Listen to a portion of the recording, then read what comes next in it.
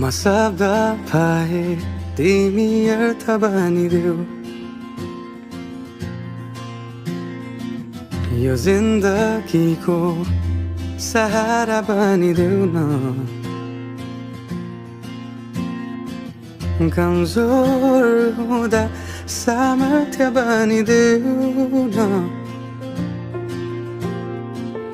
अँधेरीमा तिमी जुन बनिदेऊ न तिम्रो मायाले डोर्याउन मलाई तिम्रो छाया नै